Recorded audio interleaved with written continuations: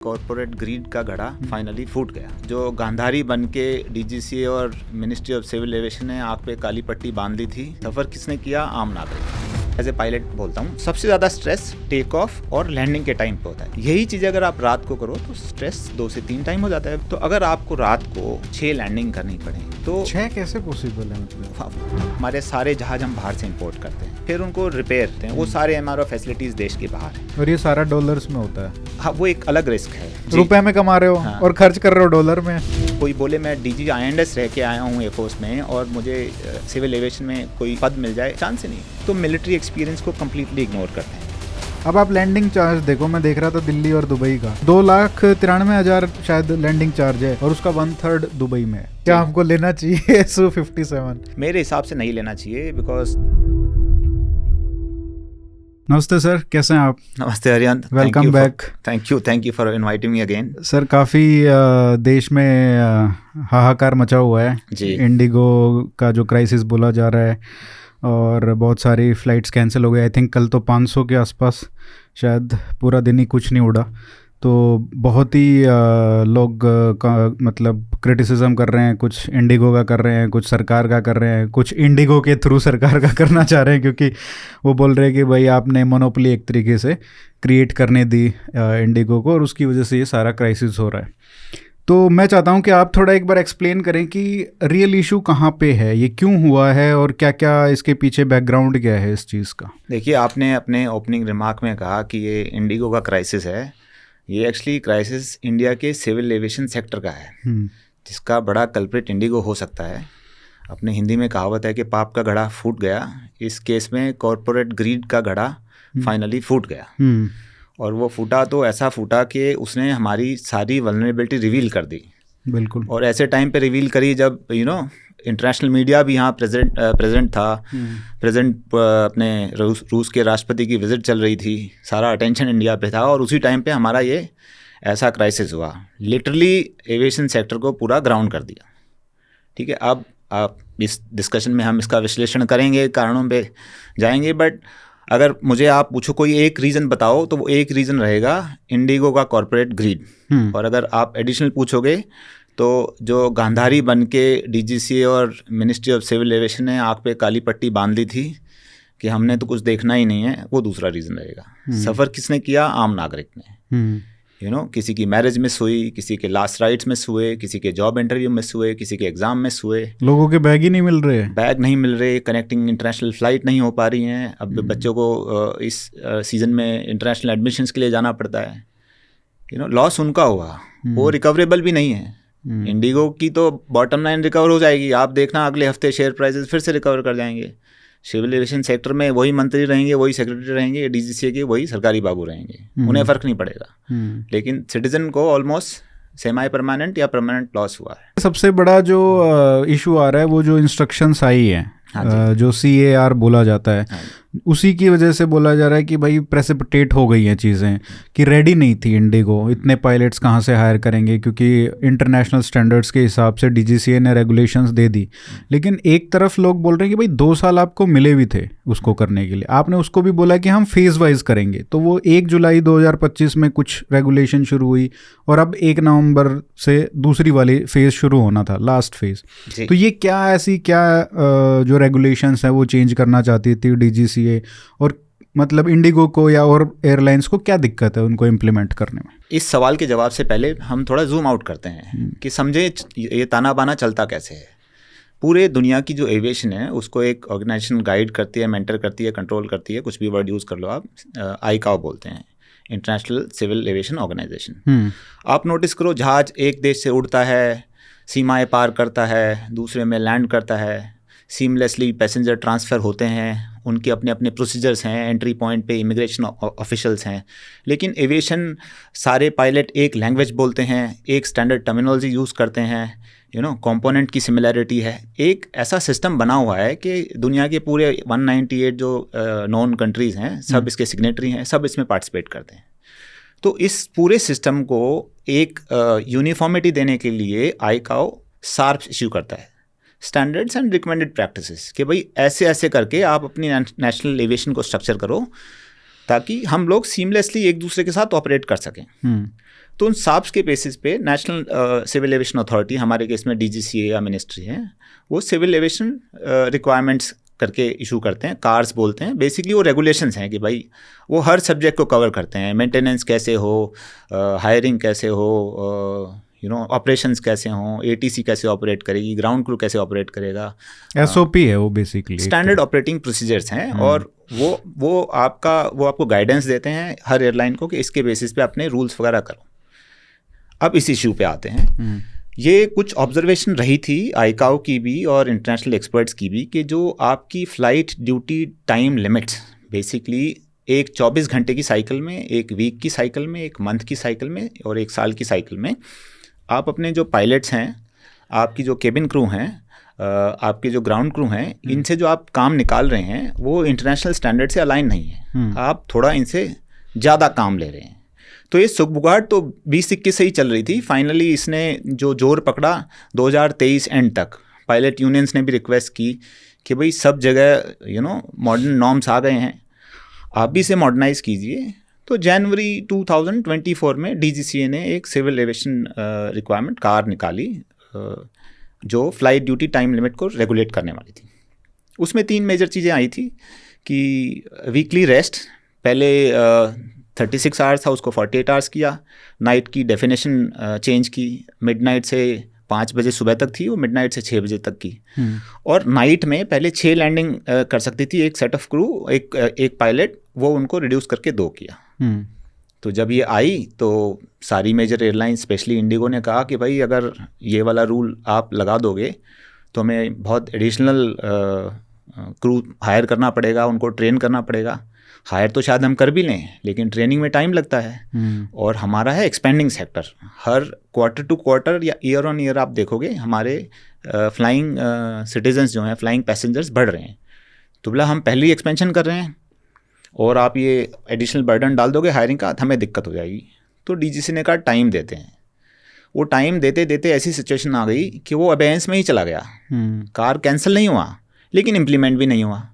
फिर pilot unions ने कहा भाई ये तो गलत बात है। वो दिल्ली हाई कोर्ट गए। हाई कोर्ट, जैसा कि आप पता ना, कोर्ट के मामलों में पहले आप एफिडेविट्स फाइल करो, प्लेडिंग्स एक्सचेंज करो, फाइनली हियरिंग वाली डेट तक आते आते और टाइम निकल गया। तो कोर्ट ने कहा भाई DGCA ये रूल आपने बनाया है, या तो इम्प्लीमेंट करो या कैंसिल कर दो। भाई इट्स योर राइट। अगर आप कैंसिल करते हो तो ये जो दूसरी पार्टी है वो उसको चैलेंज करेगी कि इलीगल कैंसिलेशन था, वो था। आपने तो इसको अधर में लटका दिया, इशू भी कर दिया और इम्प्लीमेंट भी नहीं किया। तो कोर्ट का एग्जैक्ट ऑर्डर नहीं था, नज था कि वी वुड एडवाइज यू कि look at it and implement it. तो उसको देख के DGCA ने कहा भाई चलो एयरलाइंस आप बताओ। कहता हुजूर हमसे तो नहीं हो पाएगा। तो ने कहा चलो फेज़ में इम्प्लीमेंट करते हैं। कुछ प्रोविजंस जुलाई में करते हैं, कुछ नवंबर में करते हैं। तो जुलाई 2025 की हो गई थी, माइनर डिसरप्शन था, गाड़ी चल पड़ी। ये नवंबर में जब सेकेंड फेज़ इम्प्लीमेंट किया तो वो जो हुआ हम सबके सामने है। तकरीबन 1500 से 2000 फ़्लाइट कैंसिल हुई हैं। लिटरली पूरा एविएशन सेक्टर का बुरा हाल हो गया। सिटीज़न परेशान हैं, नेता, जन नेता सब अपने अपने विचार व्यक्त कर रहे हैं कि ये नहीं होना चाहिए था। तो ये इतनी बड़ी चीज़ है क्या कि जो ये रेगुलेशंस जो 3 आपने बताया मेन जो, हाँ जी, उसमें कितना बड़ा इम्पैक्ट पड़ता है? मतलब अभी जैसे जो इंडिगो का भी मॉडल है या जनरली जो एयरलाइंस है, क्योंकि आपने कमर्शियल भी फ्लाई किया है जी, तो वो कितना बड़ा अंतर पड़ता है? मतलब क्या पायलट्स को बहुत रिलैक्स मिल जाएगा उसमें, या एयरलाइंस पे बहुत बड़ा प्रेशर पड़ जाएगा? एग्जैक्ट कितना बड़ा डिफरेंस है वो? देखिए ये सवाल आता है कि अगर सिर्फ 10% ही हायरिंग पे फ़र्क पड़ना था इन रेगुलेशन से, तो सिर्फ 10% ही फ़्लाइट कैंसिल होनी चाहिए थी। Exactly. ये तो 100% ही ठप हो गया। उसमें आपको एयरलाइन का ऑपरेटिंग मॉडल समझना पड़ेगा कि एयरलाइन ऑपरेटिंग मॉडल एक है फॉल्ट लाइन, या उसको आप कह दो सर्ज लाइन, कि एक उस लाइन पे अगर वो पहुंच गए तो वो फेल हो जाएंगे, जो कि वो क्रॉस हुई इस बार। और उस लाइन के एकदम 0.001% शॉर्ट इज़ मैक्स प्रॉफिट। तो ये अपनी पीक एफिशिएंसी या पीक प्रॉफिट या मैक्स एक्सप्लॉयटेशन ऑफ रिसोर्सेज पे, जो भी वर्ड आप यूज़ करना चाहें, ऑपरेट करते हैं। हम किसी भी सिस्टम में आइडेंटिफाई करते हैं सिंगल पॉइंट ऑफ फेलियर कि अगर ये चीज़ फेल हो गई तो सिस्टम कोलैप्स कर जाएगा, जो कि हमने याद है सिंदूर के डिस्कशन में सेंटर ऑफ ग्रेविटी करके डिस्कस करते हैं। तो यहाँ पे सेंटर ऑफ ग्रेविटी क्या है? हाँ, तो ये single point of failure identify करते हैं। इनके केस में they operate very close to the edge for maximum profit. तो थोड़ा सा भी पुश या धक्का या नज लग जाए तो ये एज के दूसरी तरफ चले जाते हैं। अब 2-3 फैक्टर एक साथ आ गए। ये FDTL रिवाइज नॉर्म्स आ गई। थोड़े दिन पहले एयरबस फ्लीट ग्राउंड हुई थी, सॉफ्टवेयर अपग्रेड करना पड़ा था। फिर थोड़े दिन पहले एक माइक्रोसॉफ्ट का ग्लिच आया जिससे ऑपरेटिंग सिस्टम एयरपोर्ट्स का उस पर फ़र्क आया। एंड तीसरा, जैसे हम विंटर्स में आते हैं तो फॉग की वजह से early morning and let evening disruptions होते हैं।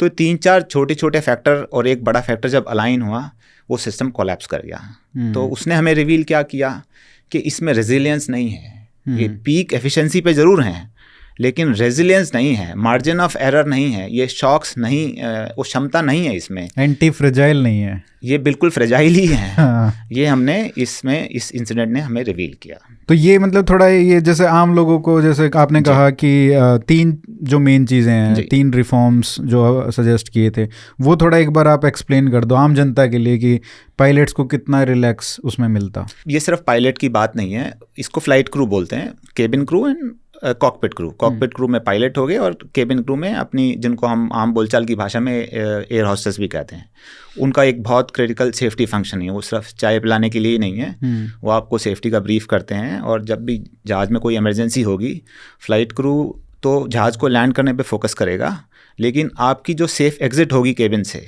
वो इनकी रिस्पॉन्सिबिलिटी है। तो उनका बहुत क्रिटिकल फंक्शन है। तो फ्लाइट क्रू में ये भी आते हैं।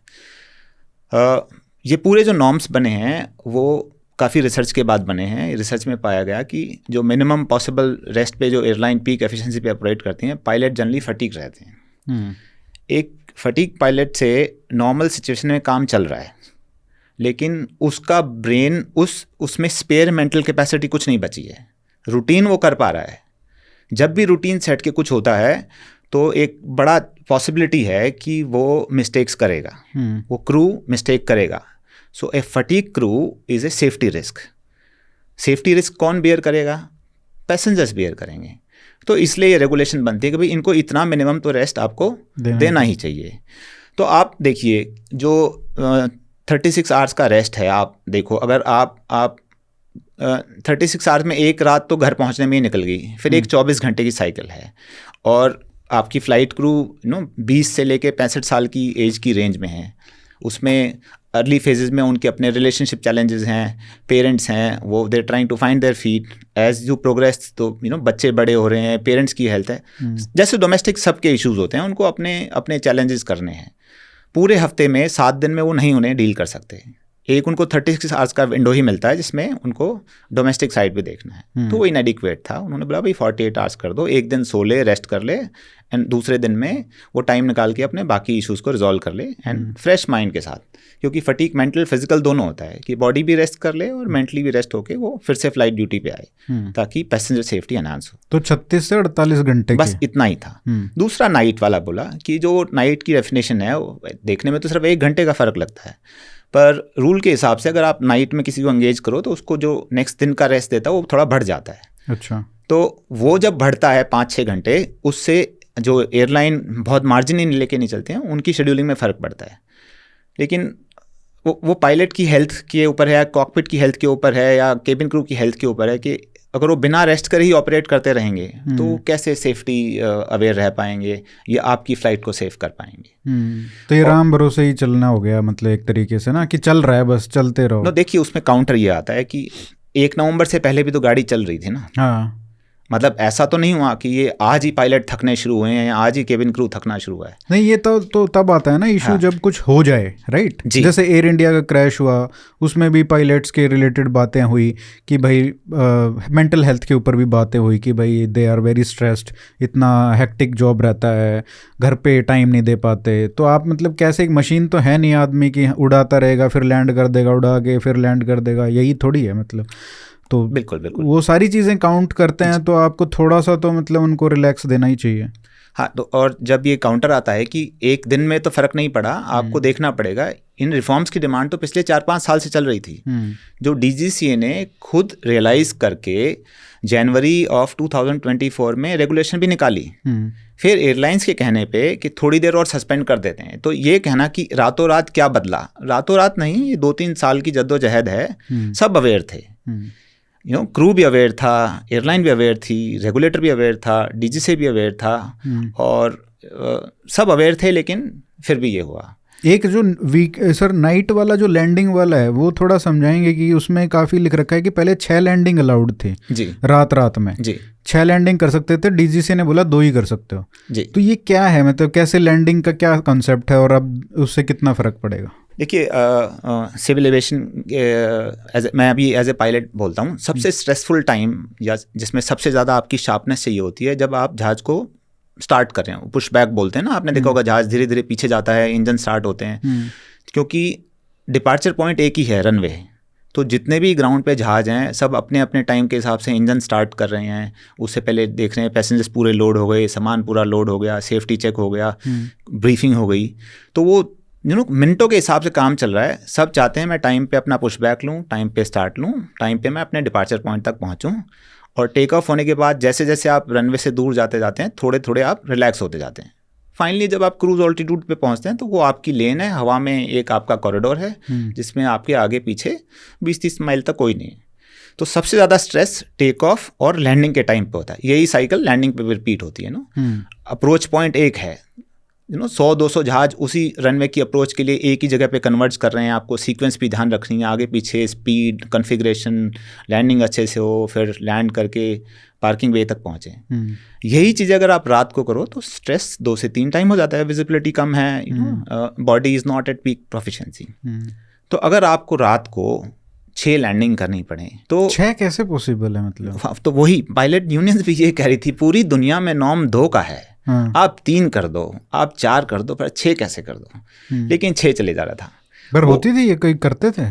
6 अलाउड थी, 4 से 5 तो नॉर्मल हो भी रही थी। सी स्पेसिफिकली इंडिगो का हब एंड स्पोक मॉडल है। वो चाहते हैं कि रात को उनके जहाज हब पे पहुंच जाएं, ताकि सुबह सुबह 5-6 मतलब अर्ली मॉर्निंग डिपार्चर उनके चलें। और इसी तरह उन्होंने कंपटीशन को बीट भी किया। वो सुबह सुबह हर 1 घंटे में, आधे घंटे में मेजर हब से अपनी फ्लाइटें ऑफर करते हैं। आपको दिल्ली बैंगलोर जाना है, 5, 5:30, 6, 6:30, 7, 7:30 इतनी फ्लाइट्स ऑफर देते हैं वो आपको। वो पॉसिबल है क्योंकि वो रात को अपने जहाज अपने हब पे ले आए। तो उनको ज़्यादा फर्क पड़ा इन नाइट लैंडिंग से। वो चाहते हैं कि उनके जहाँ पे वो चाहें अपने जहाज को रात को वहाँ पहुँच जाए। तो इंडिगो के ऑपरेशंस पे इसका ज़्यादा इम्पैक्ट रहा। तो अब हम आते हैं, क्योंकि ये एक तो ये जनरल हमने बात कर ली कि अभी का क्राइसिस क्यों है जी। इससे रिलेटेड अब ये आती है कि ये मोनोपोली क्यों बन गया, राइट? ये सेक्टर है, और यहाँ पे किसकी गलती है, सरकार की गलती है या किसकी है? क्योंकि हमने देखा है कि हर एयरलाइन जो भी रही है इंडिया में वो फेल ही हुई है मोस्टली। मतलब जिसका भी एग्जांपल देते थे कि किंगफिशर बहुत अच्छा चलती थी, वो फेल हो गई, उनके अलग गवर्नेंस के इश्यूज़ थे। उसके बाद जेट एयरवेज बहुत अच्छा चलती थी, वो भी फेल हो गई, उसके अलग गवर्नेंस के इश्यूज़ थे। बट इंडिया में ऐसा क्या यूनिक चीज़ है, हमको इस पर भी बात करनी चाहिए, क्योंकि आई थिंक ये कहीं ना कहीं टैक्सेस जो रेगुलेशंस इतनी ज़्यादा हैं हमारे यहाँ पे हर बिज़नेस के ऊपर हैं, और एयरलाइंस क्योंकि यहाँ पे एक सेफ्टी का वो आ जाता है, तो हमारी तो वो हर जगह ही मतलब उसको और स्ट्रिक्ट कर दिया होगा। बट अगर हम कंपेयर करें बाहर की एयरलाइंस को, लेगेसी एयरलाइंस हैं, राइट? सिंगापुर का आप देख लो, यूएस में भी बहुत सारे 30-40 साल से तो चली रही हैं, राइट? और अभी तो मिडल ईस्ट में भी बहुत बढ़िया ऐसे एयरलाइंस आ गए हैं। तो मतलब हमारे इधर ऐसा क्या यूनिक है कि भाई यहाँ पे सिर्फ आपको एज पे चलना पड़ता है कि भाई अगर इससे थोड़ा सा हिल गए तो आपके मतलब ख़त्म हो जाओगे आप एज एन एयरलाइन। वो जो कोट है कि बिलियनियर कैसे बनना है, अगर आप बिलियनियर हो तो जहाज़ खरीद लो। जी जी, बिल्कुल। वो इंडिया के लिए यूनिकली है, मतलब बाहर शायद उतना नहीं है एप्लीकेबल। तो यहाँ पे ऐसा क्या हम गलत कर रहे हैं, गवर्नमेंट क्या गलत कर रही है इस सेक्टर में खासकर, कि इतनी सारी प्रॉब्लम्स हैं कि भाई कोई मतलब प्रॉफिट ही नहीं बना पा रहा है।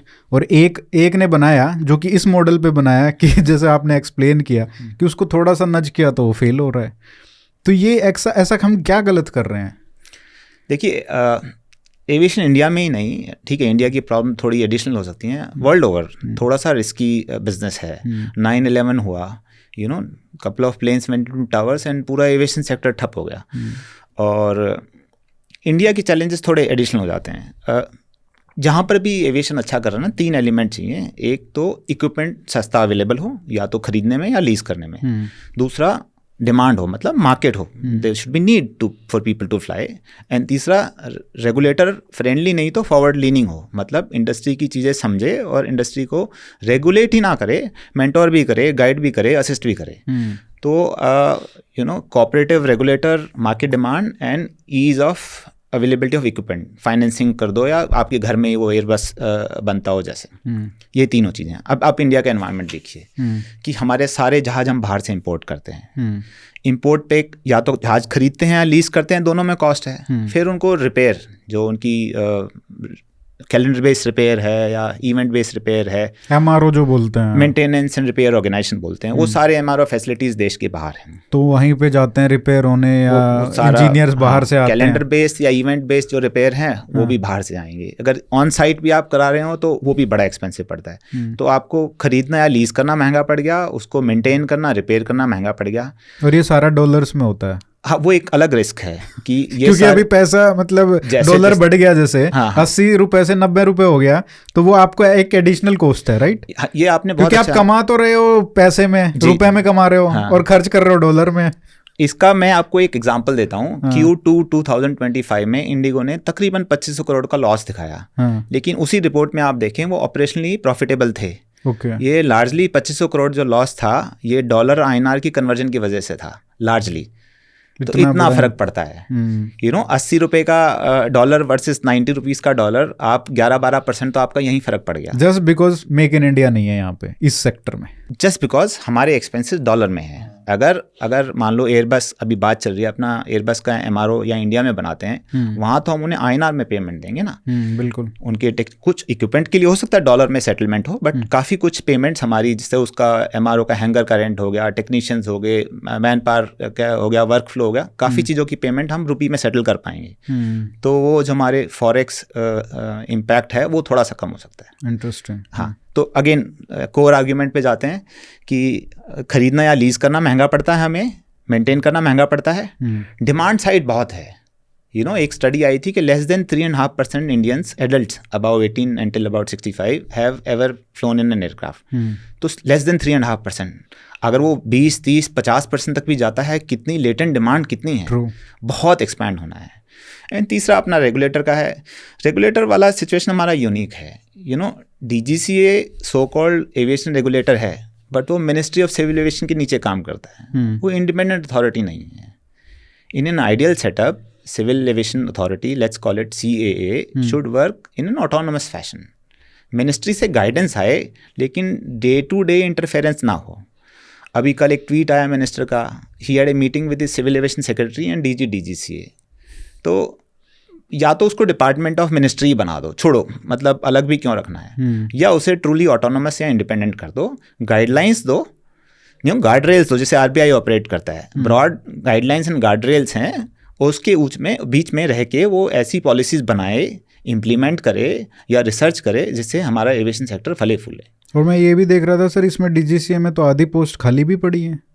हाँ, वो भी एक रिपोर्ट है कि तकरीबन पार्लियामेंट में एडमिट किया है। तो जी मिनिस्टर ने अपने एक रिटन रिप्लाई में बोला है कि तकरीबन 500 के आसपास कुछ पोस्ट खाली हैं। उन्होंने एक गेम प्लान भी बताया था उसे कैसे हायर करने वाले हैं। अच्छा, उसको कुछ समय हो गया है, अभी हमें लेटेस्ट नहीं पता उसमें से कितनी फिल हो पाई हैं। क्योंकि अगर आप ये देखो ना, कई लोग ये बोल रहे हैं कि भाई अगर आपके पास 2 साल थे इस चीज़ को इम्प्लीमेंट करने के, जी, और आप एकदम से जाग रहे हो कि यार अभी तो इतने हमको और चाहिए पायलट्स और हम नहीं कर पाए, तो उसको ट्रैक कौन कर रहा था? ये रिस्पॉन्सिबिलिटी किसकी है कि भाई आप फॉलो अप कर रहे हो एयरलाइंस के साथ कि भाई कोई दिक्कत है, इसको एयरलाइन कर लोगे आप, मतलब हमने नोटिफिकेशन अब नवंबर में आना है तो इम्प्लीमेंट होना है, तो आप कर लोगे, आर यू ऑन ट्रैक? तो ये कौन चीज़ें फॉलो अप करेगा? अपने हरियाणा में एक कहावत है, आप वाकिफ हैं उससे, समझदार टेलर 10 बार नापता है, फिर 1 बार काटता है। वो 9 से किया, पहले काटता है, फिर 10 बार नापता है, कहता है ये तो गलत हो गया। तो अगर रेगुलेशन लाने के बाद आप पूछ रहे हो कि आप इम्प्लीमेंट कर पाओगे या नहीं, तो गलत हो गया। ये डिस्कशन तो लाने से पहले हो जाने चाहिए थे। True. और अगर 2 साल से डिस्कशन चल रहे हैं, तो अब ऐसा क्या कर लेंगे 10 फरवरी तक जो वो पिछले 2 साल में नहीं कर पाए थे। तो ये एक सोचने की बात है। दूसरा, 2 और इश्यूज आपके कमेंट में थे कि DGCA की वैकेंसीज। वैकेंसीज कम हैं, लेकिन अगर हम उसे जनरल पर्पस यूपीएससी सेलेक्टिव से फिल कर देंगे तो उससे भी हमारा भला नहीं होने वाला है। एविएशन एक कोर स्किल है, स्पेशलाइज्ड सेक्टर है, इसके लिए हमें एविएशन रिलेटेड प्रोफेशनली चाहिए। बाकी कंट्रीज़ में ऑस्मोसिस होता है, सिविल साइड से रेगुलेटरी साइड से एयरलाइन साइड काफ़ी मूवमेंट होता है, क्योंकि पे नियरली सिमिलर है, वर्क कंडीशंस नियरली सिमिलर है, quality of life nearly similar है। यहाँ गैप है, एयरलाइन अच्छा तनख्वाह देती हैं, सरकार उतना नहीं दे पाती, तो एक्सपर्ट्स यहाँ आना नहीं चाहते। अगर एविएशन अथॉरिटी इंडिपेंडेंट रहेगी तो वो मार्केट फोर्सेस की बेसिस पे पेज एंड अलाउंसेस रख सकते हैं, अपने एक्सपर्ट ला सकते हैं। ये इंपॉर्टेंट पॉइंट है काफ़ी। हाँ। दूसरा, ये मेरी एक पर्सनल ऑब्जर्वेशन है, हो सकता है इसमें मेरा बायस भी हो, कि हर साल इंडियन एयरफोर्स से और एविएशन विंग जो आर्मी और नेवी का है उनसे बहुत सारे ऑफिसर, एनसीओज और हमारे जवान रिटायर होते हैं जो डीप एक्सपीरियंस लेकर के आते हैं, मेंटेनेंस का भी, ऑपरेशंस का भी। उनका सिविल एविएशन में एब्जॉर्प्शन का कोई ना मेथड है। In fact I will say there is a hidden hostility. अच्छा, उस एक्सपीरियंस को कंप्लीटली इग्नोर कर देते हैं। Pilots who have commanded squadron, run bases, run complex operations, ATC officers who have handled 40 aircraft recovery in 5 minutes, 10 minutes using parallel taxi track, runway, lane landing on runway, and organising complex operations, उनको कोई civil में कोई value नहीं मानी जाती। हमारे पास एक अच्छा खासा फ्लाइट सेफ्टी एपरेटस है। उन लोगों को अगर कोई बोले मैं DG INS रह के आया हूँ एयरफोर्स में और मुझे सिविल एविएशन में कोई स्लॉट मिल जाए या कोई पद मिल जाए, चांस ही नहीं है।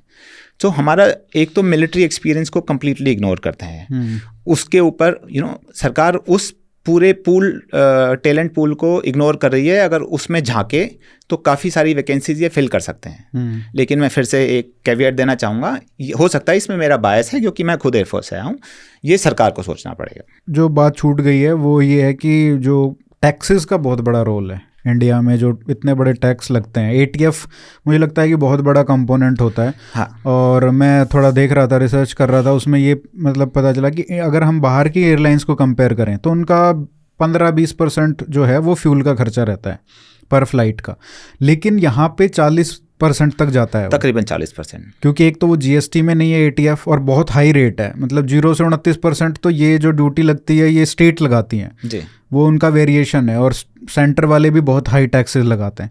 तो जब आप इतना मतलब 20% अगर आप मार्जिन वहाँ पे कर रहे हो, तो इमेजिन करो अगर आप 20% वहाँ पे रिलैक्स करो तो पायलट्स भी ज़्यादा हायर कर पाएंगे, थोड़ा रिलैक्सेशन भी मिलेगा, और शायद और चीज़ें भी इम्प्रूव हो सकती हैं सेक्टर में, उनके मार्जिन्स भी इम्प्रूव होंगे, शायद कम एयरलाइंस फेल करें, ज़्यादा जो लोग हैं वो एंटर कर पाएँ इस मार्केट में। तो जो आप मोनोपोली और ड्यूओपोली वाली बात हो रही है वो भी कम हो जाए। तो ये मतलब टैक्स वाला तो बहुत ही खतरनाक चीज़ है। मतलब एक तो ये, और फिर मतलब इनकी वॉलेटिलिटी भी बहुत है। आपको याद होगा स्पाइस जेट कह रहा हूँ, इससे पहले ये किंगफिशर का, उसमें ये होता 2008-9 के आसपास बहुत ज़्यादा क्रूड प्राइस बढ़ गया था। तो जो उन्होंने वैसे ही वो ले रखा था, पैसे उठा रखे थे और बैंक से वो तो वैसे ही फेल हो गया, क्योंकि आप 10% 20% के मार्जिन पे अगर आप, वो भी नहीं 1-2% का मार्जिन होता है, 10-20% अगर बढ़ गया तो फिर आपका तो पूरा इकोनॉमिक्स ही फेल हो जाता है उसमें। तो टैक्सेस का बहुत बड़ा रोल है इसमें। और फिर रेगुलेशंस, हमारे यहाँ तो इतनी सारी रेगुलेशंस हैं जो बाहर उतनी नहीं होती हैं। तो ये भी एक 2 फैक्टर्स इसमें भी, ये भी हमको आई थिंक एनालाइज करना चाहिए। 2 हैं इसमें इश्यूज, टैक्सेशन एंड रेगुलेशन। इनको एक एक करके थोड़ा सा डीप डाइव करते हैं। हाँ। पहली बात रही टैक्सेस स्पेसिफिक टू फ्यूल। हाँ। ये एक इंडिया स्पेसिफिक प्रॉब्लम नहीं है, वर्ल्ड ओवर जब भी ऑयल के प्राइसेस फ्लक्चुएट करते हैं, एविएशन के शेयर्स पे, स्टॉक्स पे और ऑपरेशंस पे और उनकी कैश फ्लो पे फ़र्क पड़ता है। इंडिया में इसमें एक एडिशनल फैक्टर ये GST का है। GST रिजीम में नहीं है, place to place taxation vary कर जाता है, प्लानिंग कॉम्प्लेक्सिटी बढ़ जाती हैं। लेकिन इसमें गवर्नमेंट का काउंटर क्या होता है? जब कोविड आया, आपने बोला कि भाई एयरलाइन नहीं चल पा रही है, तो गवर्नमेंट आपको असिस्ट करती है, आपकी टैक्सेशन वेव ऑफ करती है, आपको सब्सिडी भी मिलती है। फिर गवर्नमेंट ये भी कहती है कि एंड ऑफ द डे तो हमें सरकार चलानी है ना, तो टैक्स तो उसी फील्ड से लेंगे जहाँ रेवेन्यू जनरेट हो रहा है। आप तेल जहाज़ में जब भी भर रहे हैं जब आप 180-200 पैसेंजर लेके जा रहे हैं, आप प्रॉफिट कमा रहे हैं। खड़े जहाज़ में तो तेल नहीं भर रहे, उससे हम ले नहीं रहे। सो यस, एडिशनल फैक्टर है। आप आइसोलेशन में देखो तो एक एयरलाइन जो आयरलैंड में चला रहा है, वो सेम एयरलाइन अगर इंडिया में चलाएं तो टैक्सेशन का बर्डन इंडिया में ज़्यादा है, but at the same time Irish government कभी भी एयरलाइन को पैसे नहीं देगी, सब्सिडी नहीं देगी अगर वो उनके बुरे दिन आ गए तो, फोर्स मेजोर हुआ, एक्ट ऑफ गॉड हुआ, पेंडेमिक हुआ या कोई कैटास्ट्रॉफी हुई। नहीं, वो वंस इन लाइफ टाइम वाली बात है सर, मतलब अगर इनको आप अलाउ कर दो। टैक्स रैशनलाइजेशन होना चाहिए, सब कहते हैं, जीएसटी क्योंकि में आना चाहिए। बहुत ज़्यादा है सर, मतलब डबल अगर आपका कॉस्ट, ऑपरेशंस का कॉस्ट उससे बढ़ रहा है compare to airlines in other countries, तो फिर मतलब इवेंचुअली क्या होगा कि बाहर के देश के एयरलाइंस ही यहाँ पे डोमिनेट करने लग जाएंगे ऐसे तो।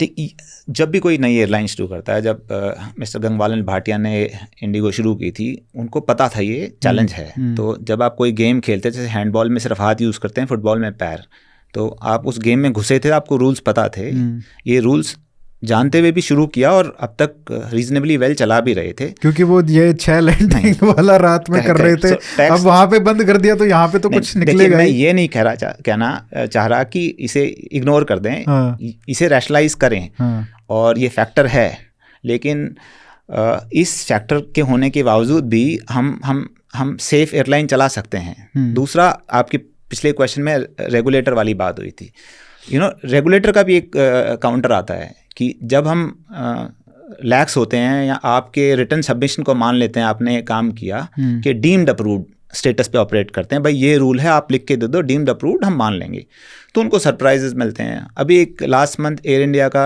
एयरबस 320 11 बार उसने फ्लाइट ऑपरेट की without a valid airworthiness certificate. On paper that aircraft is not airworthy to fly, और उसने 11 ट्रिप्स किए। अब यही है ना, ऐसे ही कोस्ट कटिंग करते हैं फिर वो। हाँ, जब तो आप टैक्स बढ़ाते हो रेगुलेटर कहता है कि इफ आई जस्ट ट्रस्ट, तो आप ऐसी गड़बड़ करते हो, तो मैं कहता हूँ ट्रस्ट बट वेरीफाई। और वो जब बट वेरीफाई में आता है तो वहाँ typical Indian scenario kick in कर जाता है, bribe, allegations of bribery, corruption, favouritism. If you can't comply then at least make me happy. हाँ, मतलब वही है ना, अगर हम इतना टफ कर देंगे हर चीज़ को, रेगुलेशंस को भी, और उसको फिर कहीं ना कहीं तो कटेगा सर, फिर वो तो मतलब नॉर्मल है। वो कैसे तो पैसे तो कमाने ही है ना उसको, अगर आपने टैक्स इतने बढ़ा रखे हैं तो कहीं ना कहीं तो वो करेगा। अगर आप ये चाहते हो कि ये सब ना करें, वहाँ पे आप स्ट्रिक्ट हो जाओ, लेकिन ये सब जो टैक्स है ये कम कर दो, ताकि उनको भी रूम मिले, उनको भी ये शिकायत मतलब का मौका ना मिले कि भाई हम यहाँ से काट के यहीं से तो बचा रहे हैं और क्या करें।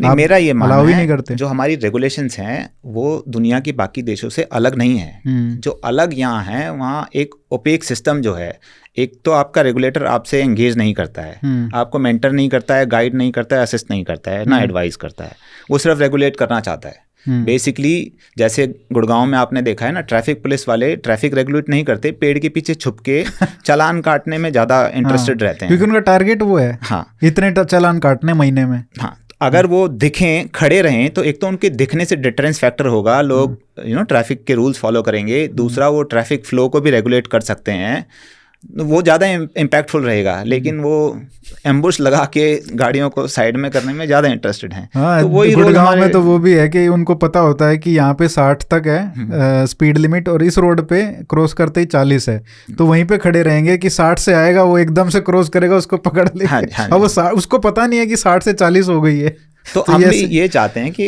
रेगुलेटर भी डीपली एंगेज करे और गाइड करे, असिस्ट करे। देखिए, इस सेक्टर को नर्चर करना भी एक मिनिस्ट्री की रिस्पॉन्सिबिलिटी है। अब सर जैसे मतलब सिर्फ ये टैक्सेस वाली बात है, एक तो ATF वाली बात थी। अब आप लैंडिंग चार्ज देखो, मैं देख रहा था दिल्ली और दुबई का।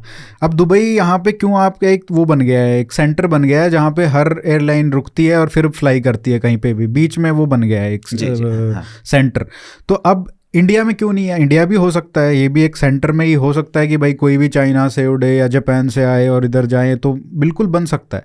पर यहाँ पे क्यों नहीं? आप लैंडिंग चार्ज देखो, दिल्ली वर्सेस दुबई में 230% डिफरेंशियल है। ऑलमोस्ट ट्वाइस से भी ज़्यादा ही है, 3 गुना हो गया। मतलब हाँ, ये 2,93,000 शायद लैंडिंग चार्ज है। अगर कोई जैसे बोइंग का प्लेन आता है, लैंड करता है दिल्ली में, और उसका 1/3 दुबई में है, तो बेसिकली ऑफकोर्स वो वहीं पर रुकेंगे बीच में। सही बोला आपने। तो इससे हमको लॉस भी तो कितना होता है, हम पता है, मतलब मुझे लगता है ये कहीं ना कहीं प्रॉब्लम ये है कि हमको लगता है ये थोड़ा लग्जरी वाला सेक्टर है, इसको यहाँ पे चूस लो, टैक्स लगा दो यहाँ पे। वो सिन गुड्स वाला सिस्टम है ना, जैसे दारू सिगरेट, उस पर लगा दो, यहाँ से 20%, 50%, 100% टैक्स कर दो, बाकी जगह मैनेज कर लेंगे। तो यही मुझे यहाँ पे लग रहा है, वो गोल्डन गूस की तरह है, उसको यहाँ पे इसको मार दो, यहाँ से जितना सोना लेना है ले लो, ये वाली चल रही है। बल्कि अगर हम इसको टैक्स कम कर दें, लैंडिंग चार्जेस कम कर दें, तो यहाँ पे जो हमको एडिशनल जो बिजनेस होगा उससे और ज़्यादा फायदा होगा। हम इस तरीके से नहीं सोचते। नहीं देखो, वंस अगेन इसको ना थोड़ा एकेडमिकली देखते हैं। एडम स्मिथ लिखते हैं ना कि by very nature free market is exploitative, at the heart of business lies revenue and profit. वो उसका धर्म ही है पैसे कमाना। हाँ। जितने ज़्यादा कमा सके उतना कमाना, जितना ज़्यादा वर्क फोर्स को एक्सप्लॉइट करके मैक्सिमम आउटपुट ले सके उसका कमाना, वो उसका धर्म है।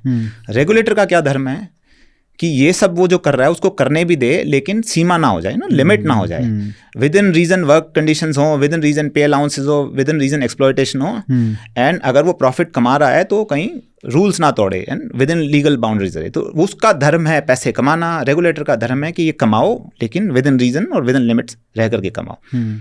दुबई में एयरपोर्ट ऑपरेटर और सिविल एविएशन अथॉरिटी और नेशनल रेगुलेशन सब एक सिंगल पॉइंट पे कॉन्ग्रीगेट करते हैं, सिंगल पॉइंट्स हैं उनके, पॉलिसीज बनते हैं। यहाँ दिल्ली में जीएमआर को पार्किंग लैंडिंग चार्जेस चाहिए, ठीक है, फ्यूल बेचने के लिए इंडियन ऑयल या जो बाकी एटीएफ सप्लायर हैं उनको अपने फ्यूल में प्रॉफिट चाहिए।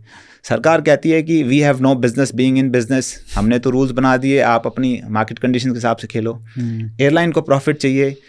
ये जब से इंडिगो का फ्लाइट डिस्ट्रप्शन हुआ है, स्पाइस जेट और आकाशा को लगा अब मिला है मौका। अब तक तो इंडिगो ने रगड़ रखा था हमें। अब वो दिल्ली मुंबई 30 हज़ार रुपए की, 30 नहीं 80,000 की रिटर्न टिकट दे रहे हैं। तो अब यहाँ पे रेगुलेटर को आना चाहिए था।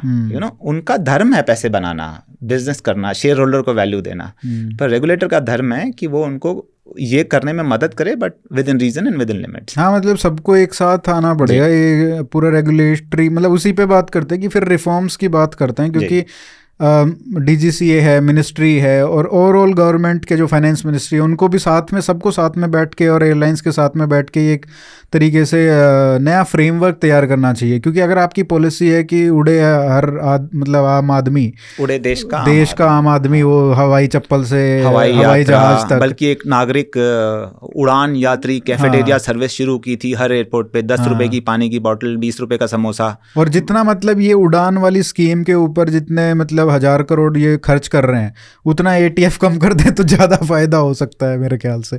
बट क्या क्या होना चाहिए, मतलब रेगुलेशंस जो हैं कहाँ पे कम होनी चाहिए, कहाँ पे रिलैक्स होनी चाहिए, और कहाँ पे स्ट्रिक्ट भी होनी चाहिए, वो भी है। क्योंकि आपने थोड़ा अंदर से देखा है इस इंडस्ट्री को, तो मैं चाहता हूँ कि थोड़ा आप एक होलिस्टिक अप्रोच, और आपका पॉलिसी मेकिंग में भी काफ़ी इंटरेस्ट है, तो आप दोनों साइड से आप बता सकते हो। देखिए, किसी भी मार्केट में ना, वो फ्री मार्केट और रेगुलेशन का हमेशा एक टेंशन रहता है। फ्री मार्केट कहती है कोई रेगुलेशन ना हो, सिर्फ मार्केट फोर्सेस डिसाइड करें, हम तो जैसे मर्जी जहाज उड़ाएं, जितना मर्जी टिकट चार्ज करें, डिमांड है तो सप्लाई है, आपको आना है तो आप इस प्राइस पे टिकट खरीदो और उड़ो। Whether my pilot is flying 18 hours और 8 आवर्स और 2 hours, leave it to me. Theoretical construct है फ्री मार्केट कि मैं जैसे भी करूँ, ऑपरेट करूँ, आपको सर्विस दे रहा हूँ, आपको चाहिए तो ले लो, बनाना। रेगुलेटर कहेगा नहीं आप ग्रो करो, लेकिन रूल्स तो रूल्स हैं और वो सबके लिए लागू हों। तो वही उसी स्पिरिट में आप देखा जाए, एयरलाइंस को अपनी वर्क कंडीशन इंप्रूव करनी चाहिए। दे शुड वेलकम के their crew come rested, their people are happy, but वो ये करेंगे अपनी बॉटम लाइन पे ध्यान रखते हुए।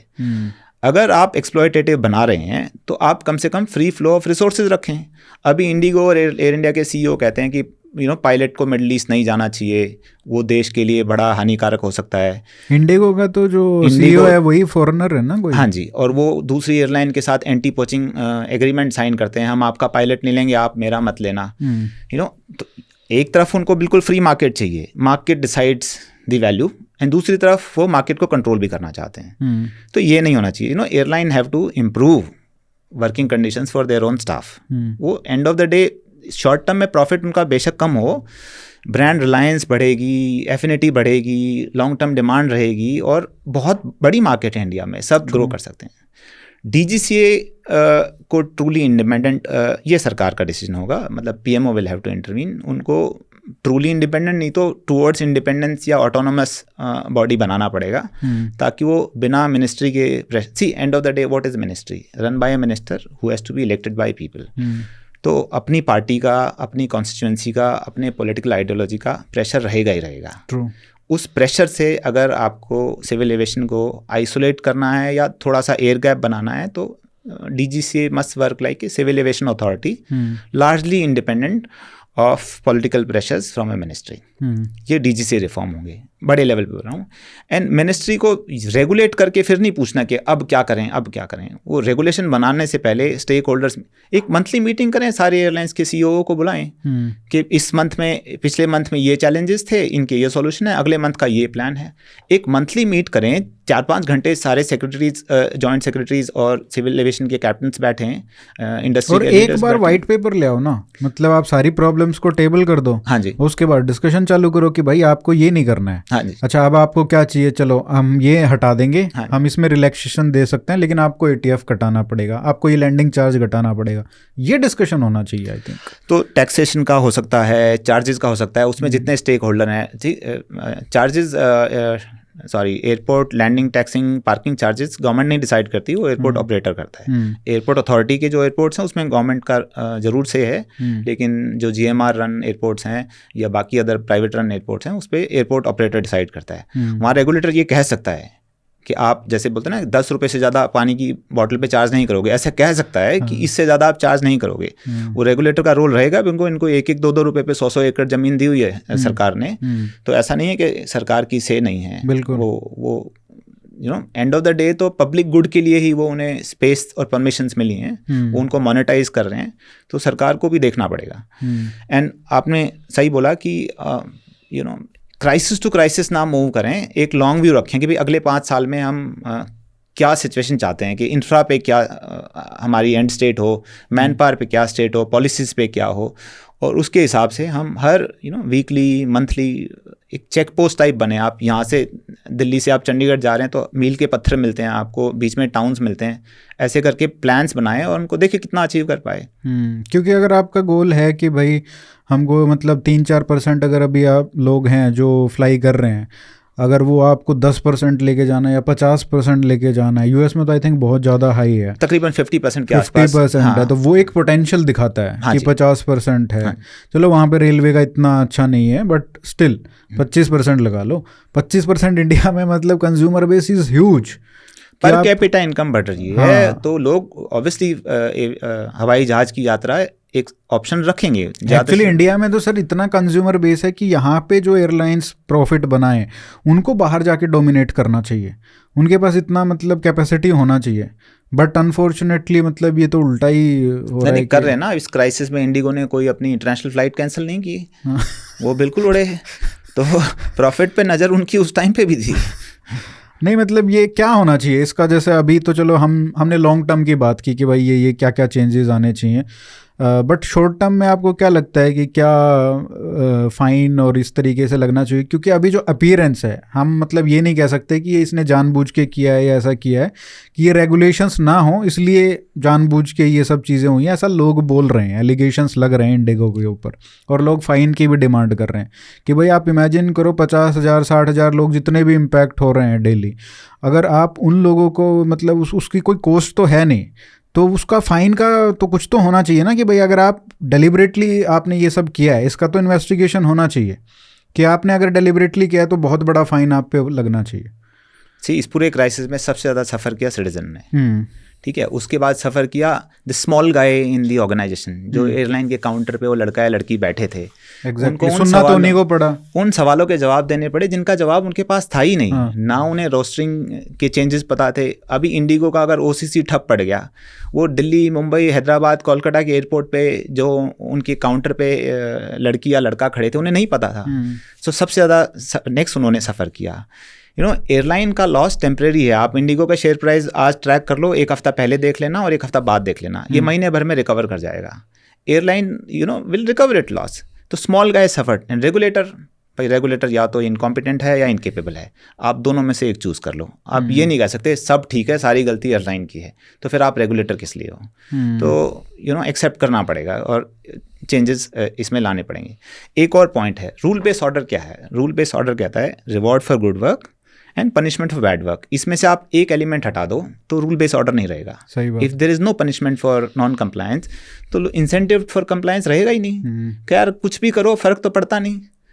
तो अगर हमें रूल बेस्ड ऑर्डर रखना है इस सेक्टर में तो इस बड़े लैब्स की पनिशमेंट ज़रूर होनी चाहिए। मैं नहीं कह रहा जेल भेज दो, the punishment could be financial, punishment could be in terms of taking away some slots from Indigo, punishment could be in terms of mandatory training, and punishment could also be in terms of removing those officials who were caught sleeping on the wheel. Sir इसमें आखिरी में एक बहुत बड़ा जो इसमें है कि भाई MRO का जो कॉस्ट है, हाँ जी, राइट, मेंटेनेंस वो और लीजिंग का, ये सब बाहर से होता है, जो हमने बात की कि डॉलर टर्म्स में, राइट। अगर क्योंकि वो बोला जाता है कि 30-40% तो कम से कम आपका ऑपरेशंस और इस पे मेंटेनेंस पे खर्चा होता है अगर हम एक फ़्लाइट का डिसाइड करें तो।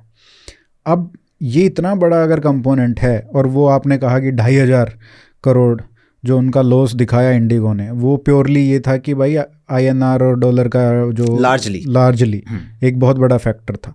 तो अगर हम इतने बड़ी बात कर रहे हैं तो एक सबसे बड़ा कंपोनेंट तो ये है कि भाई जो इंडिजनाइजेशन होना चाहिए इन सब चीज़ों का, कि यहाँ पे मेंटेनेंस हो, यहाँ पे रिपेयर हो, यहाँ पे लीजिंग हो, तो ये बहुत बड़ा एक कॉस्ट कंपोनेंट हो सकता है जो हम कम कर सकते हैं। और पिछली बार हमने बात भी की थी कि इंस्टीट्यूशंस जो हैं हमारे यहाँ पे उतने रोबस्ट नहीं है, ट्रेनिंग के लिए भी आप बाहर जा रहे हो और हर चीज़ के लिए आपको बाहर जाना पड़ता है, तो वो ऑब्वियसली आपकी कॉस्ट तो बहुत ज़्यादा हो ही जाएगी।